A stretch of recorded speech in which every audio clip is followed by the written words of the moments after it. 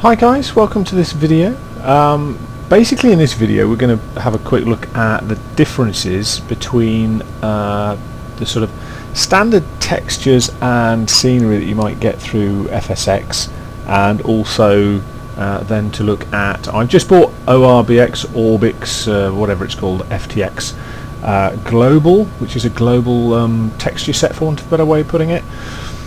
And when you look at the FTX website, they describe it as a whole simulator upgrade experience. So they come in levels. So they have FTX Global is the lowest level, then they have FTX Vector for the landscaping, and then they have I think they then go to FTX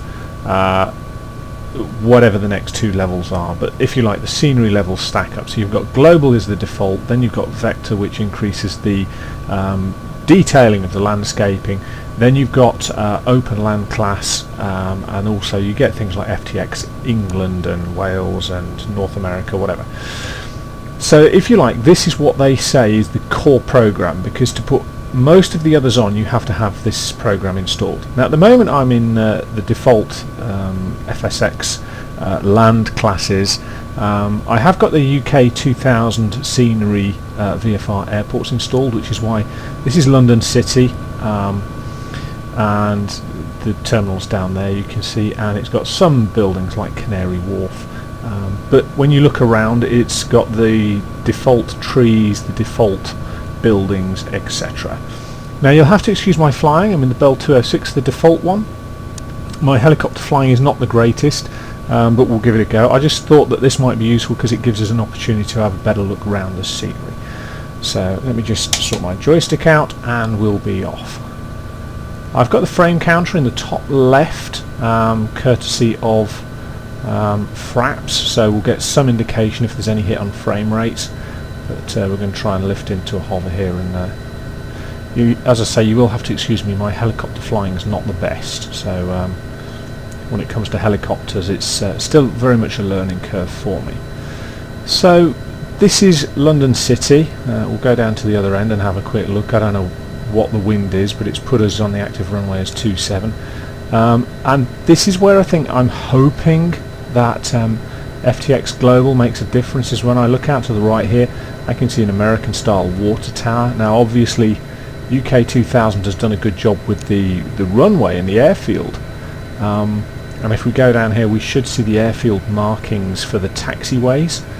I don't know why, but for some reason FSX has decided it can't be bothered to put any static aircraft models on this for me, which is a shame, because London City is a really enjoyable place to fly out of. Now I'm just looking at it, actually there's a conflict between FSX and the UK 2000 scenery here, so I might just have to go and have a look at the levels. The reason being is I'll fly around this building and then I'll explain it a bit more. So yeah, welcome to the River Thames. Let's just get round this this apartment block type building here. As I say, my helicopter flying isn't the greatest, so if I'm making horrendous mistakes for all you real world helicopter pilots out there, I do apologise. It does appear to have Battersea Power Station type building on the right. I'm not sure if that's where Battersea is. I don't really know London that well. Yeah, apparently London City's terminal is about 6 inches deep, look.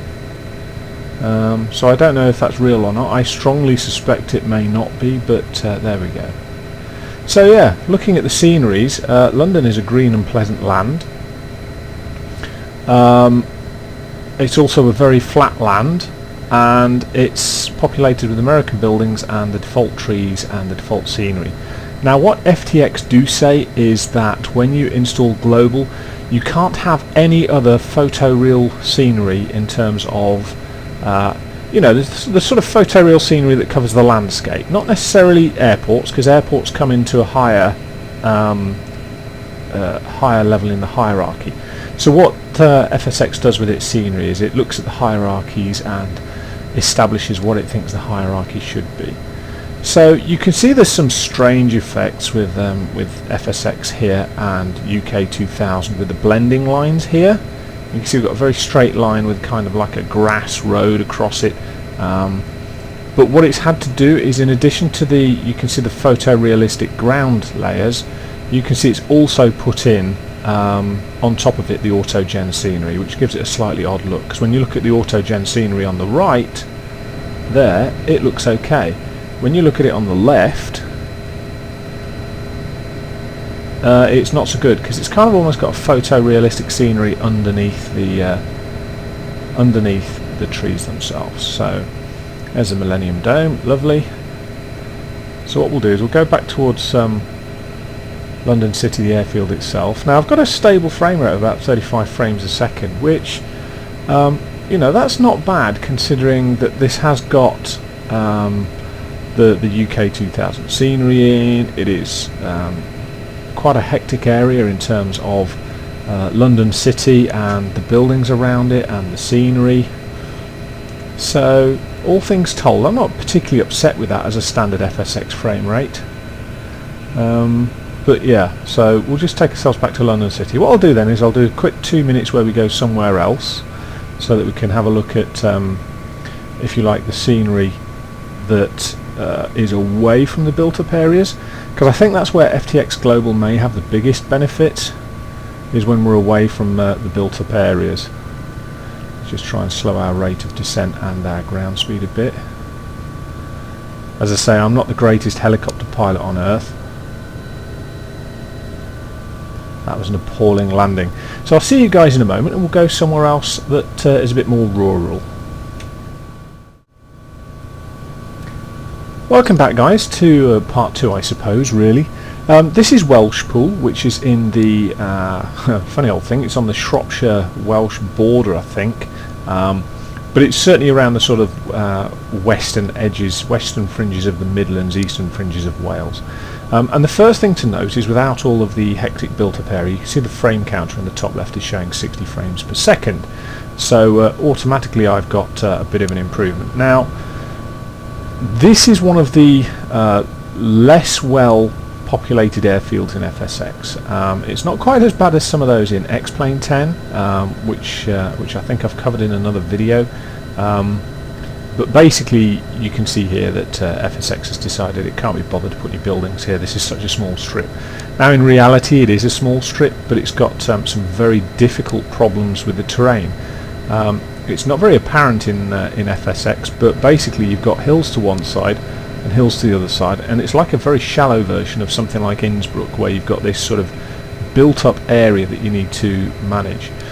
But you can see it's maintaining a pretty healthy frame rate. We've got the same sort of trees around. We've got the same sort of, let me see, there's not many buildings around here, you see, but we've still got that same sort of building type scenario where it's all American looking buildings, and we do have sort of the plain grey coloured roads that don't really have much character. Let's just get ourselves down towards the roads a bit more, fly out of trim. But you can see it's kind of like an American city with its suburbs. There's no way that that would look like a Welsh town. So I'm going to be interested to see what FTX Global does for this kind of area, because certainly if you were messing around in helicopters for real, one of the things you would look at is the terrain, because you're generally flying low level, so you need to have some indication that the terrain is relatively similar to real life. Because if I'm flying around low level VFR, I'm going to be doing one of two things. I'm going to be either flying VOR to VOR, NDB to NDB, or I'm going to be flying by features, which is finding airfields. You can see again this is UK 2000 rather than FSX has not really blended the edges of the scenery in, so you've got these lovely straight lines for the airfields. But yeah, we're not coming down particularly great here. In real life I think you'd be very scared of doing this because of vortex ring, but such are the joys of FSX that with their helicopter modelling you don't tend to have those problems. I mean, again, that's something that I've tried flying helicopters in X-Plane, and it's an absolute nightmare. And I guess it's because of the reality of the physics, which in reality are horrendous with helicopters. I've had yeah, come on, this is an appalling bit of attempt at hovering. Having flown the things in training for real life, they are horrendous things. They're certainly something like a Robinson R22 or a Schweitzer is very, very challenging to hover. It seems no sooner have you got it where you want it than it's desperate to get away. So FSX isn't too bad, I suppose, but although we're getting a bit of a shimmy on here. But I'd be interested to know what X-Plane handles like as well in terms of helicopters. I might even do a video comparing the two. So there we go, that's FSX set up with its default scenery, and in the next bit I'll have a quick look at FSX with ORBX, or ORBX, however you want to pronounce it, ORBX Global, and I shall see you in a second. And here we are back at London City, still in our Jet Ranger, but this time what we've got is we've got FTX Global installed, and we're going to have a quick fly around and see what we've got. Now, in order to install it, what the manufacturers say is that you need to uninstall any VFR scenery which would give textures or landscapes or any of that stuff. Well, I didn't have any installed, but I did have some UK 2000 airports installed, so I've removed those before installation anyway, and at the moment I haven't put them back. I don't think when I installed them I had London City or London Extreme installed, so it shouldn't really make that much difference. But what I'm going to do is have a quick look around. Now, the issue now really is whether or not I feel like I'm flying out of London City Airport, and how much difference FTX makes to that. So let's get my ham-fisted attempts at helicopter flying to get us airborne. Don't want to go backwards yet. Not quite that skilled. So what we'll do is we'll transition forwards into the flight. Now, looking into the distance, it doesn't look too dissimilar in all reality. The buildings look very similar, the textures around the airfield look very similar. If anything, the grass is a little bit sort of more mottled and green, so I don't know if that's FSX's textures being removed and ORBX is being replaced, or if that's specific to the sort of scenery in the airfield. Anyway, here we go. So looking into the distance, there's quite a few features there that sort of appear to me to not have changed massively in terms of ORBX, ORBX FTX, however you want to look at it. The buildings are slightly different. I haven't seen any American water cooling towers. The ground textures and the trees are slightly different, and there's a change in terms of the density, but you've still got things like the power lines down there. Now, it's a long time since I went to the Millennium Dome. In fact, I went to the Millennium Dome when it was the Paralympics, and what an impressive place that is, to be fair. But we've got the Millennium Dome down there. The water textures look quite good. I'm quite happy with those. And London City, you know, looking at it, looks like London City. You know, I would be quite happy flying over that and flying an approach. And I know that with FTX Global, there's certain areas have been improved. So, yeah, I mean, this looks quite convincing in terms of London. It looks very green. I'm not sure London's quite so green. What I will do is I'll take a flight over further towards the city and away from the Isle of Dogs, and we'll see what we can find. I don't think the features are particularly realistic in terms of their layout. I don't think that's what ORBX actually look at. I do believe that they've slightly improved the layout and some of the buildings in certain cities or certain airports, but I have to say that looks fantastic. Absolutely awesome. Now, whether or not it's representative of flying over London, I don't know if it's that big a difference. I mean, the key question here is that FTX Global is £55 in the UK, which is a lot of money. You know, we're not talking small amounts of money here for an add-on, and I would expect to see £55 worth of difference in terms of the quality of the scenery. Now, looking down there, it looks pretty good. I mean, what you've got to remember is FTX Global is not, it's not going to be a scenery replacement. It's more of a global thing. So it's not going to replicate flying over a particular city. It may replicate certain elements of cities or certain elements, but the whole point of this is that when you're flying in Europe, it looks like Europe as opposed to North America. When you're flying in North America, it looks like North America as opposed to say the Middle East and you know, the Sahara type areas. And that, as I understand it, is the fundamental thing, is to give the areas a flavour based on their sort of real life counterparts. So FTX Global, it makes a difference. You know, I think when I'm looking out the window, I see what looks like a realistic city. Now, is it London? I don't think so. I think to do that you'd have to spend another £30–35 and go and buy some London scenery. The issue is, does it look like you're flying around? And one of the odd things here is you can see there's a little plume of smoke just on the nose from this factory unit with the two smokestacks. So there's less of a conflict now. If you look at the passenger terminal, it's not 6 inches deep. It's sort of, you know, a decent depth. And I know that they've not replaced, but they've improved some of the airports, and some of the airports that are more significant. So with that in mind, I'll see if I can land us in a reasonable fashion, and that would appear not to be the case. Lovely helicopter crash, and I'll see you in a moment for Welshpool. And here we are in Welshpool. I have got Fraps running, and Fraps makes a massive difference to frame rates when you're recording. When you're not recording, it's okay. It has very minimal hit on frame rates, but one of the things it does is it obviously adds a workload onto the CPU, and as a result FSX, because it's CPU dependent, means that it takes a big drop in frame rates. So when I went through London City, I didn't really mention it with FTX, but I was getting frame rates which were generally anything up between 60 and 90 frames per second.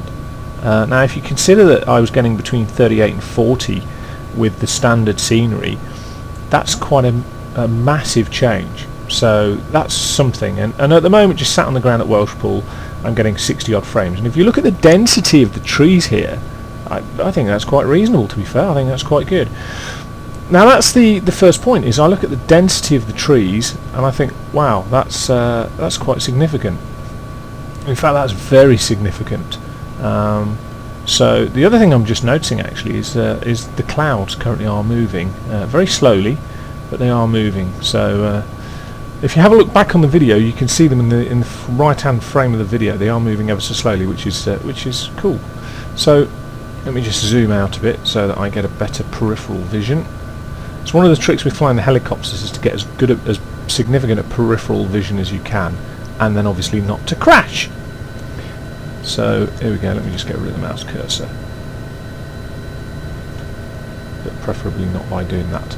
So here we go, hovering, and away we go. Let's transition. Now the first thing to note is the trees look a bit more European, which is useful, being in Europe, being in the UK, and the coverage is a little bit more not random, but it's a little bit more in keeping with what I would expect to see.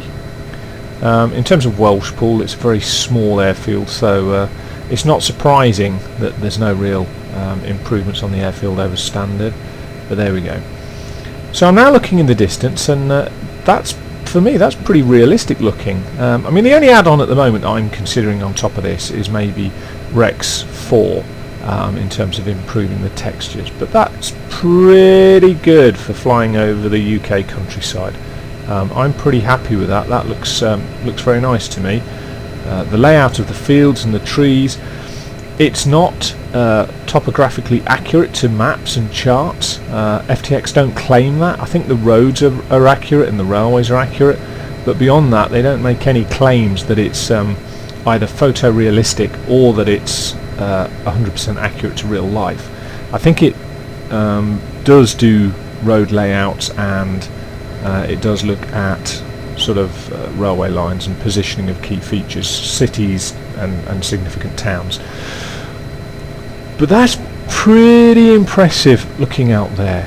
and as I say, it's not designed to be exact scenery, but that's pretty impressive. I really do get an impression with that I'm flying over the countryside, and you know, I can't say fairer than that. You know, if you're looking at doing more low-level flying, if you're flying airways, you know, even in real life, you look down on if you could see down that easily, you'd look down on a patchwork of sort of the world. Now the thing here is that looking out the window, one of the things that FTX claims, and it appears to be doing it, is it removes that tile effect where you see the same textures or the same layouts repeated, which I have to say, when you look out, you don't get the sort of tiling effect that you quite often get with FSX. So that for me is a major boost. The fields look realistic, they look like fields. The road textures don't seem to have changed massively. The runway textures haven't changed significantly. The trees are better because looking at the trees, they look more European, like the European deciduous trees that you get. And all told, to me it looks quite good. Now the frame rates are pretty similar. For some reason this has taken a slight drop over the countryside, and I guess it's because of the increased population of things like trees. So whereas I was getting sort of 58 to 60 frames with the standard FSX scenery, with its auto-gen scenery, I'm getting about, let me see, 54, 55. It might actually increase as we get down to the ground and it's drawing less scenery. But fundamentally there's a small hit on frame rates, and I guess if your frame rates are down about 30 frames a second, you might want to mess around with the auto-gen scenery density. But actually as a flying experience, it's quite good. The question mark there really is whether you're willing to pay £55 for the countryside to look a bit prettier, because London City didn't look massively, you know, I don't know if it was £55 worth of improvement. One of the issues is though, for a lot of the other scenery stuff like the FTX land class vector scenery, you have to have the global pack installed first. I don't think you need the global pack installed for say the FTX England or the FTX Wales, but I think what they're doing is because they're layering it in the ultimate layers, I think what they're expecting you to do is to buy certain packs in sequence. So you'd buy the global, then you'd buy maybe the land class, the vector land class, and then there's an open land class, and then you'd buy your sort of best scenery on top of that. So I think what they're trying to say is that when you get to the top end of it and you've got all of these layers in place, you will have an amazing looking sim. And I haven't seen anything to dispute that. This is better than FSX, but I think one of the things to consider is that you may well be looking at, if you're looking at improving FSX to this level, £55 is quite a lot of money, and there are other products out there that are not too dissimilar. I know, for example, there's GEX, Ground Environment Extreme is out there, and there's a couple of others that are in this sort of field. Now I've never tried GEX, so I don't know, I can't comment on it compared to this. I can only compare this with FSX, and for me, I'm looking at doing more and more FSX stuff, and I'm trying to produce more and more content for YouTube. And one of the things that's important is to make the add-ons, or use the add-ons that enhance the visual bling, the visual experience for people watching the videos. And for me this does do it. So because of my reasoning and my justifications, I can afford to turn around and say, well, £55, it's a lot of money for an add-on, but I can kind of justify it to try and improve the quality of the videos. If I was just flying as a casual flight simmer, £55 is a lot of money, you know, and that can buy some really good add-ons. You know, there's aircraft being sold for as little as £15. So you're looking at, do I buy 4 aircraft? Do I buy 2 reasonably good aircraft? Do I buy something, you know, where it's a really good airport for £25–30, particularly when I fly out of? So it's all down to personal taste, and at the moment I've got very few airports installed, so to stick this on has been relatively easy and straightforward, because I'm not messing around with uninstalling stuff and then reinstalling stuff. Literally, this is FSX with FTX Global installed. I haven't got any other simulator products installed, with the exception of the clouds. The clouds are a freeware add-on. I found them courtesy of Matt Davies's FSX site, and so he's got I think a short video saying how to make your FSX look awesome for free, and there are some good tips on there, so I'd recommend you have a look at that anyway. But I'm going to leave you guys with that thought. Is it worth £55? I can justify it because of what I'm trying to achieve. Whether or not a casual flight sim pilot wants to spend that money on basically having different trees, that's a decision for you guys to make, and hopefully you found this video beneficial. If you have, please don't forget to tick like, subscribe, or preferably even share the video. It helps me out in terms of trying to make sure that I know what content you guys would like me to try and produce. In the coming weeks, I'm hoping to do a couple more videos about aircraft and tutorials maybe about aircraft operation. But if you've got any specific requests, then please don't hesitate to message me or leave comments on my discussion element of my YouTube channel, and I'll see what I can do to help you guys out. And beyond that, I do hope you enjoyed the video. Take care, and I'll speak to you soon.